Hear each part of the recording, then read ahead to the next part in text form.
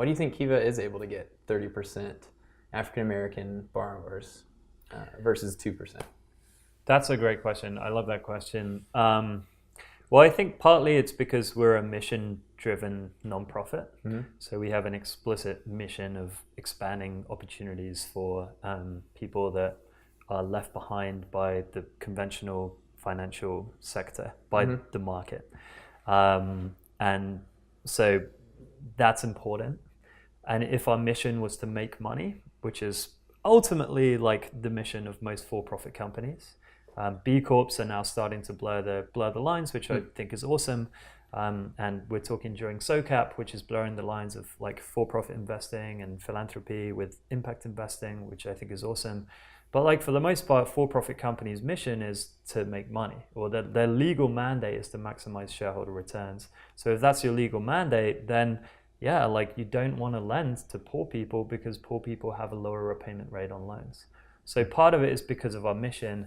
I think the more interesting, like philosophical reason why Kiva can boast that 2/3 of our loans are going to minorities, and like I mentioned, 30% are going to African American owned businesses, 40% are going to businesses in their first year of operation, over half are going to women entrepreneurs.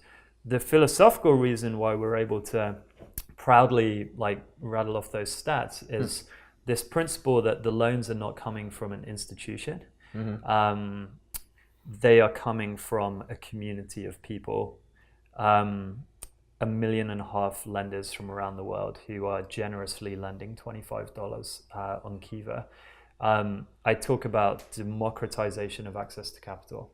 And the analogy for me is with encyclopedias. So it used to be that the encyclopedia editor chose what went into the encyclopedia. He had the ultimate say in which articles got into the encyclopedia and what those articles said, like what was the slant or the spin on those articles. So if the editor was conservative, then maybe those articles had a conservative spin. Now we have Wikipedia, where you can go online and write an encyclopedia article, and I can go online and do the same thing. And we've created the biggest encyclopedia that the world has ever known by many, many orders of magnitude. And it's totally free, and it's pretty high quality. And I think what we're trying to do is the same thing with finance. And that's to say, if you put the lending decisions in the hands of a king, or an autocratic decision maker, be that a loan officer at a bank or an algorithm at an online lender, then you get kind of like black and white objective decisions, which reflect the trade-off between risk and social impact that decision maker wants to have. And if you're a bank and you're lending $100,000 and what you're trying to do is maximize shareholder returns, then you're going to say no to a lot of loans. What we're doing on Kiva is trying to build out this democratic approach to financial decision making. So rather than the king saying yes or no, black and white, you qualify, you don't, our community gets to vote democratically. And you might vote no because you want to try and maintain 100% repayment rate on your loans.